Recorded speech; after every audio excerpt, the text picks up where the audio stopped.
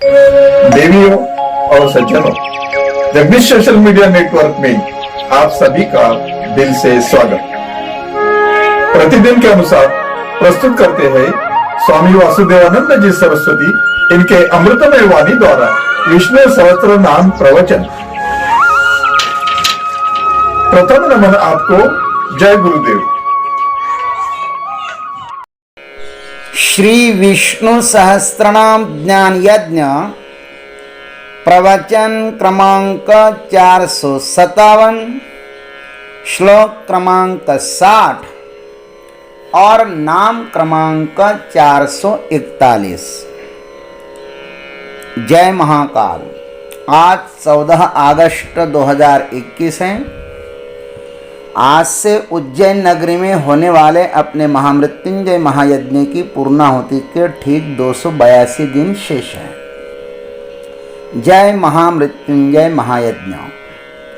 ओम त्र्यंबकं यजामहे सुगंधिं पुष्टिवर्धनम् उर्वारुकमिव बन्धनान् मृत्युर्मुक्षीयमामृतात् सदाशिवसमारम्भान् शङ्कराचार्यमध्यमाम् अस्मदाचार्यपर्यन्तं वन्दे गुरुपरम्पराम्।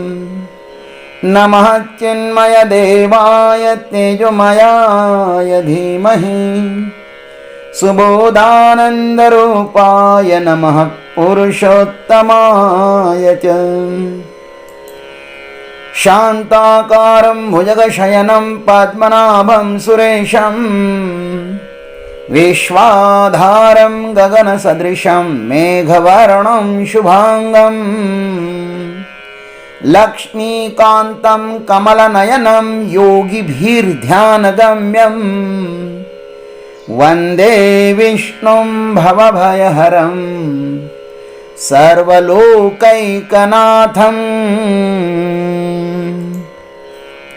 अनिर्विन्नः स्थवेष्ठो भुः धर्मयोपमहामखः नक्षत्रनेमिर्नक्षत्रे क्षमः क्षामः समीहनः।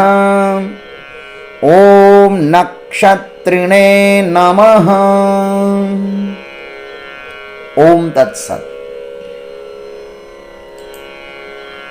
भगवान को पहले नक्षत्रनेमी नाम से कहा और अब कहते हैं कि भगवान नक्षत्री है, अर्थात समस्त नक्षत्रों का आधार परमात्मा है। तो फिर ये नक्षत्र कौन है? भगवान कहते हैं कि नक्षत्री भी मैं ही हूं, नक्षत्र नेमी भी मैं ही हूं और नक्षत्री भी मैं ही हूं। इसलिए अब इसे नक्षत्र नाम से कहते हैं। नक्षत्री का अर्थ है चंद्र रूप परमात्मा। ये जो चांद दिखता है ना, ये परमात्मा ही है। भाष्यकार लिखते हैं चंद्र रूपेण नक्षत्री नक्षत्राणामहं शशि इति भगवद वचनात्।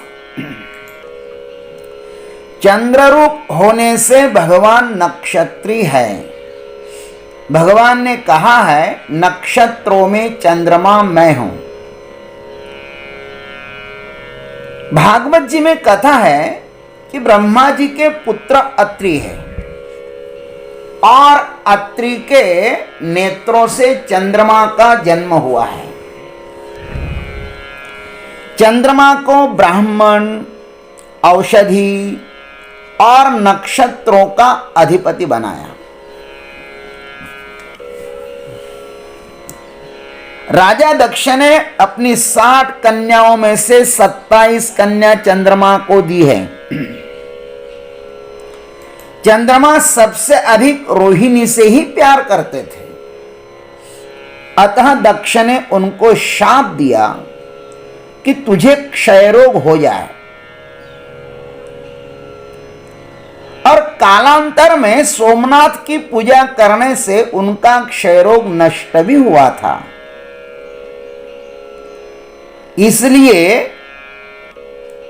27 पत्नियां होकर के भी चंद्रदेव पुत्रहीन ही रहे।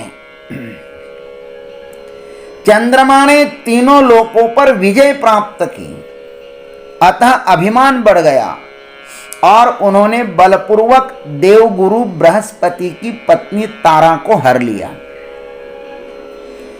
बृहस्पति जी ने अनेक बार तारा के लिए चंद्रमा से प्रार्थना की, किंतु चंद्रमा ने नहीं लौटा दिया।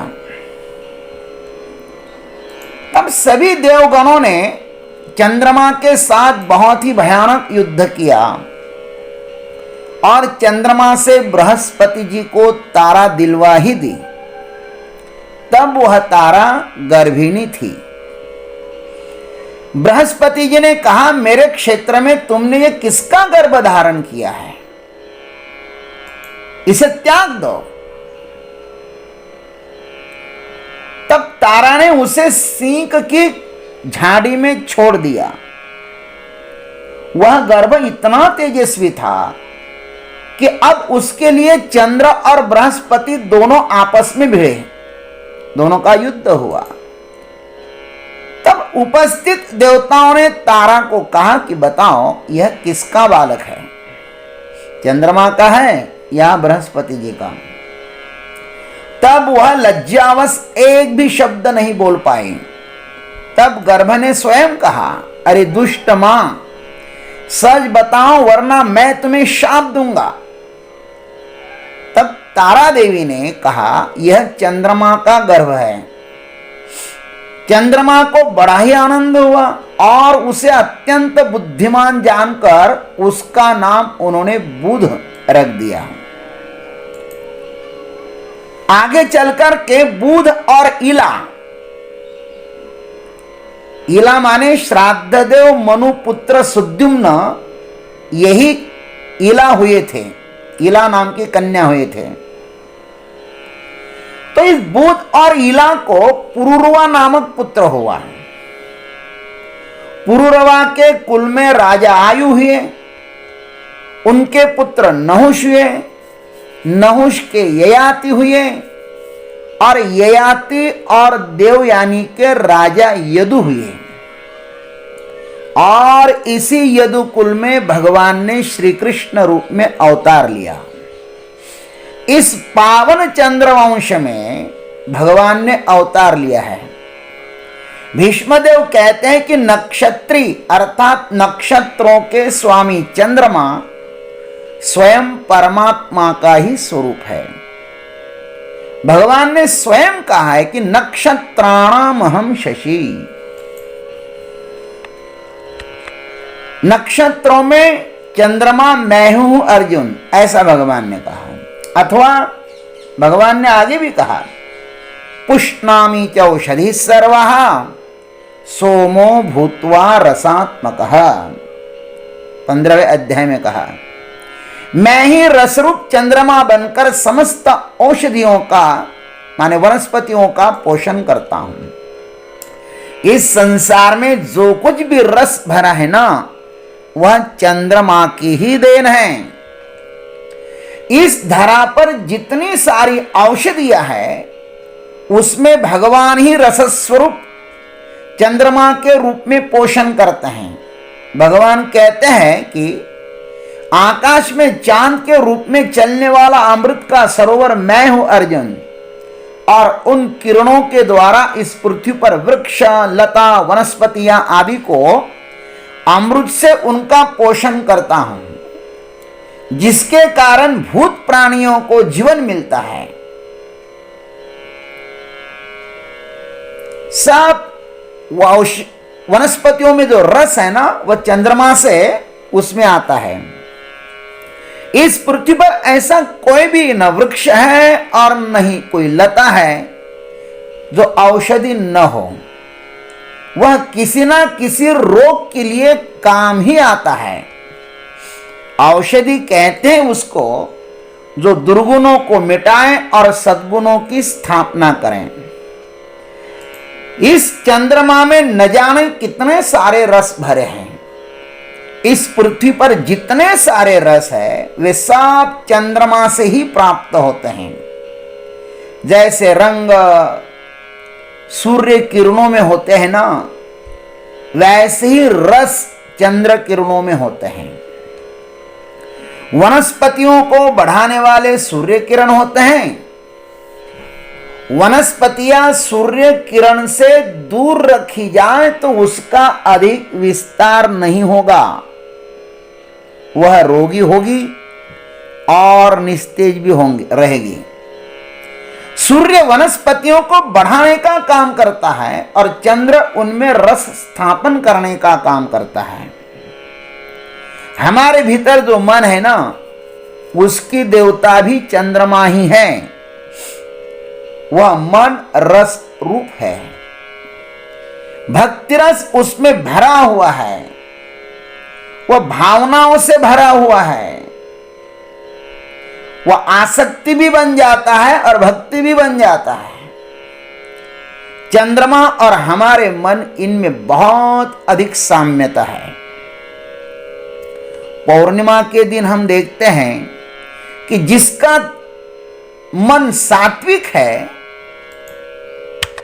जिसका मन सात्विक है वह शांति का अनुभव करता है, और जिसका मन राजसिक है वह ज्यादा चंचल रहता है। और तमोगुणी अधिक आलसी, निद्रा में फंसा रहता है। जो तमोगुणी होता है ना, वह आलसी होता है, निद्रा में फंसा रहता है, व्यसनों में डूबा रहता है। और जो लोग पागल होते हैं वे ज्यादा पागलपन करते हैं पौर्णिमा के दिन। चंद्रमा का प्रभाव हमारे मन पर भी पड़ता है। जैसे पूर्ण चंद्रमा को देखकर समुद्र उछलने लगता है, वैसे ही हमारे भीतर भी हलचल होने लगती है। समुद्र के पानी जैसा हमारे भीतर भी पानी है। थोड़ा भी नमक ज्यादा या कम होवे तो मनुष्य की मृत्यु निश्चित ही है। यह समस्त सृष्टि एक सूत्र में बंधी हुई है, नियंत्रित है, और सब अपनी अपनी जगह पर स्थित रहकर अपना अपना कार्य कर रहे हैं। चंद्रमा के रूप में परमात्मा ही समस्त सृष्टि पर अमृतमय रस की वर्षा कर रहे हैं, जिसके कारण हम पुष्ट हो रहे हैं। यहां पर जो सोमरस बताया गया है ना, वह सोम नाम की वल्ली पहले इस धरा पर होती थी। कहते हैं कि उसमें चंद्र का अमृत रस अधिक मात्रा में इकट्ठा होता था। उसको देवता लोग पीते थे, किंतु अब वह इस धरातल पर है नहीं, और क्वचित कहीं होगा भी तो भाग्यवान व्यक्ति को ही मिलता रहता है। जैसे पहले कामधेनु थी, कल्पतरु के वृक्ष थे, चिंतामणि थे, पारसमणि थे, आदि मूल्यवान वस्तुएं थी ना, वैसे ही एक सोमवल्ली भी थी। किंतु ये सब अभी इस कलियुग में दृष्टिगोचर भी नहीं होते हैं। कलियुग का प्रभाव एवं आदमी की वासना, आदमी का लोभ, इसके कारण वे दिव्य औषधियां व दिव्य वस्तुएं लुप्त हो गए हैं, अथवा जिस लोक में उसको आदर सम्मान मिलता होगा उस लोक में वे गई होंगी। जो चीज हमारे सोच समझ के परे हैं उसको दूर से ही नमस्कार करना चाहिए।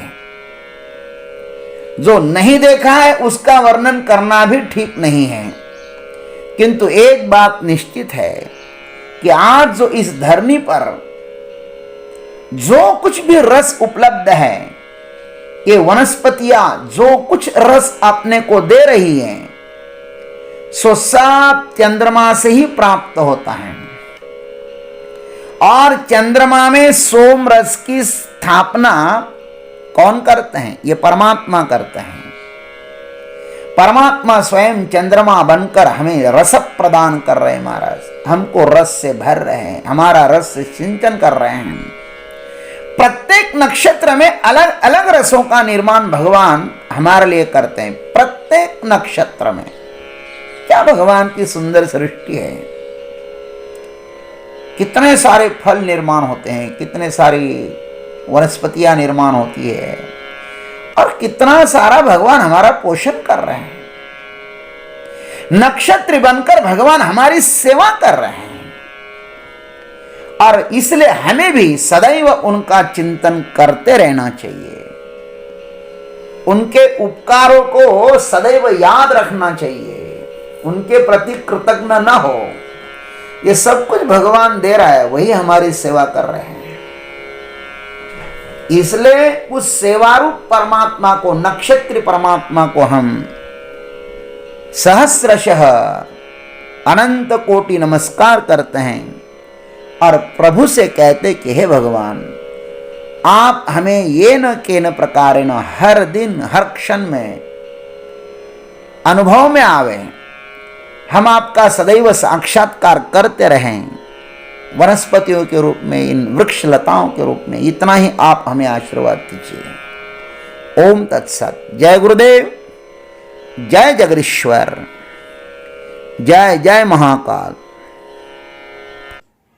अभी आप सुन रहे थे स्वामी वासुदेवानंद जी सरस्वती, इनके अमृतमय वाणी द्वारा विष्णु सहस्त्र नाम ज्ञान यज्ञ प्रवचन का अगला भाग लेकर कल सुबह फिर उपस्थित होंगे। हरिओम।